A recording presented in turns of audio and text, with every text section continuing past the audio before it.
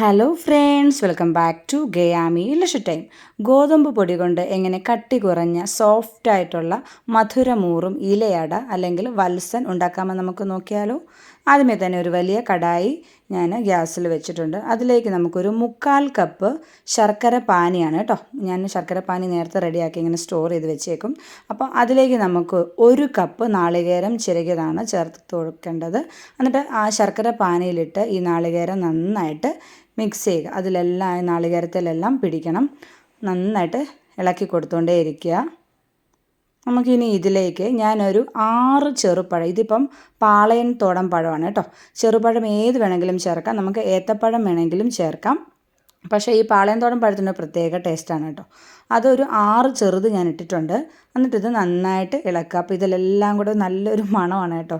അതിൻ്റെ കൂടെ നമുക്കൊരു 6 ഏലക്കയും കൂടെ ചതച്ചിടണം, പിന്നെ അവിടെ നിൽക്കാൻ പറ്റുകയില്ല, അത്രയ്ക്ക് മണവുമാണ്. പിന്നെ അതിലേക്ക് ഒരു 1/2 ടീസ്പൂൺ നല്ല ജീരകം കൂടെ ഒന്ന് ചതച്ച് ഞാൻ ചേർക്കുന്നുണ്ട്. നമ്മൾ ഈ അമ്പലത്തിലൊക്കെ നിന്നും കിട്ടുന്ന ഗണപതി പ്രസാദത്തിൻ്റെ ആ ഒരു മണമൊക്കെയാണിത്. ഇങ്ങനെ തന്നെ കഴിക്കാൻ ഭയങ്കര ടേസ്റ്റാണ് കേട്ടോ. കുട്ടികൾ കണ്ടു കഴിഞ്ഞാൽ അപ്പോൾ തന്നെ അത് തീർക്കും. അപ്പോൾ ഈ ഒരു സ്റ്റേജ് ആകുമ്പോൾ നമുക്ക് ഗ്യാസ് ഓഫ് ചെയ്യാം. എന്നിട്ട് ഞാനിവിടെ 1/2 കപ്പ് ഗോതമ്പ് പൊടിയാണ് എടുത്തിരിക്കുന്നത് കേട്ടോ. അപ്പോൾ അതിനൊരു മയത്തിന് വേണ്ടിയിട്ട് 1 ടീസ്പൂൺ നെയ്യും ഒരു 1/4 ടീസ്പൂൺ ഉപ്പൂടെ ചേർത്തതിന് ശേഷം വെള്ളം നമ്മൾ ഒരു 1/4 കപ്പാണ് എനിക്ക് ആവശ്യമായിട്ട് വന്നത് കേട്ടോ. കാരണം നമ്മൾ ഇതുപോലെയുള്ള ഇലയടയ്ക്കൊക്കെ നമ്മൾ കുഴയ്ക്കുമ്പോൾ അധികം അങ്ങ് ലൂസായി പോകരുത്, എന്നാലും ചപ്പാത്തി മാവിൻ്റെ കൂട്ടി ആവരുത്. അതുകൊണ്ട് ഈ ഒരു കൺസിസ്റ്റൻസി ആയിരിക്കണം കേട്ടോ. ഇനി നമുക്ക് ഇലയെടുക്കാം. ഇതിപ്പം ഇച്ചിരി പഴുത്ത ഇലയാണ്, അതുകൊണ്ട് തന്നെ പൊട്ടിപ്പോവുകയില്ല. പച്ച ഇലയാണെങ്കിൽ ഒന്ന് വാട്ടിയിട്ടെടുക്കുന്ന ഒന്നുകൂടെ നല്ലതായിരിക്കും. ഇതേപോലെ ഒരു ചെറിയ പീസ് അതിലോട്ട് വെച്ചിട്ടുണ്ട്. എന്നിട്ട് നമുക്ക് തൊട്ടടുത്ത് തന്നെ ഒരു ചെറിയ പ്ലേറ്റിൽ കുറച്ച് വെള്ളം കൂടെ കൊണ്ടുവച്ചാൽ നമുക്കതിലിങ്ങനെ തൊട്ടിങ്ങനെ ഇലയിലെല്ലായിടും ആക്കണം. ഇത് ഒരുമാതിരിപ്പെട്ട എല്ലാവർക്കും ചെയ്യാനറിയാം. എന്നിട്ട് നമുക്കിതേപോലെ ഇലയിലിങ്ങനെ തൊട്ട് കണ്ടോ, ഇതേപോലെ. അപ്പോൾ നമ്മുടെ കയ്യിൽ മാവ് ഒട്ടി പിടിക്കുകയില്ല. എന്നിട്ട് ലാസ്റ്റ് എക്സസ് ആയിട്ട് വരുന്ന മാവ് നമുക്കിതുകൊണ്ട് കൈകൊണ്ട് ഇങ്ങനെ വടിച്ചെടുക്കുക കേട്ടോ.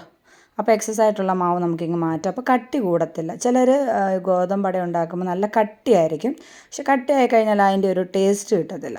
അപ്പോൾ ഇതേപോലെ എടുത്താൽ മതി. ഇനി നമ്മൾ നേരത്തെ റെഡിയാക്കി വെച്ചിരിക്കുന്ന നമ്മുടെ ശർക്കര കൂട്ടുണ്ടല്ലോ, അത് നമുക്കിതിലേക്ക് ഇട്ട് കൊടുക്കാം. അപ്പോൾ ഇത് അധികം ശർക്കര കൂട്ട് ചേർക്കേണ്ട ആവശ്യമില്ല, കാര്യം കട്ടി കുറവായതുകൊണ്ട് തന്നെ എല്ലായിടും അങ്ങ് ആയിക്കോളും. നല്ല മധുരമായിരിക്കും. അപ്പോൾ അതുകൊണ്ട് ഇത്രയും ചേർത്താൽ മതിയാവും. എന്നിട്ട് നമുക്ക് മടക്കുക, ഇത്രയേ ഉള്ളൂ കാര്യം. അപ്പോൾ ഇങ്ങനെ ഞാൻ ബാക്കിയെല്ലാം എടുക്കട്ടെ. ഈ ഒരു അളവിൽ എനിക്കൊരു 10 ഇലയട കിട്ടിയിട്ടുണ്ട് കേട്ടോ. ഇനി നമുക്ക് അപ്പച്ചെമ്പിൽ ഇത് നല്ല ഹൈ ഫ്ലെയിമിലിട്ടിട്ട് ഒരു 10 മിനിറ്റ് ഹൈ ഫ്ലെയിമിൽ വേവിക്കുക. അപ്പോൾ ഞാൻ ഹൈ ഫ്ലെയിമിൽ തന്നെ ഇട്ട് ഒരു 10 മിനിറ്റ് ആയപ്പോൾ നമ്മളുടെ വത്സൻ അല്ലെങ്കിൽ ഇലയട, നമ്മുടെ ഇവിടെയൊക്കെ വത്സൻ എന്ന് പറയും കേട്ടോ, പക്ഷേ എൻ്റെ നാട്ടിലൊക്കെ ഇലയട എന്നാണ് പറയുന്നത്. അപ്പോൾ 10 മിനിറ്റ് കഴിഞ്ഞിട്ടുണ്ട്. നല്ല വെന്നോക്ക്. ഞാൻ പറഞ്ഞില്ലേ ശർക്കര എല്ലായിടും ആയിട്ടുണ്ട്, അത് അത്രയും മതിയാവും ശർക്കര. നല്ല സോഫ്റ്റായിട്ടുള്ള ഗോതമ്പ് പൊടി കൊണ്ട്, എല്ലാവരും അരിപ്പൊടി കൊണ്ട് ഉണ്ടാക്കുമ്പോഴാണ് സോഫ്റ്റ് എന്ന് പറയാറ്, പക്ഷേ ഗോതമ്പ് പൊടി കൊണ്ട് ഉണ്ടാക്കുമ്പോൾ നല്ല സോഫ്റ്റായിട്ടുള്ള ടേസ്റ്റി ആയിട്ടുള്ള ഇലയട കിട്ടും കേട്ടോ.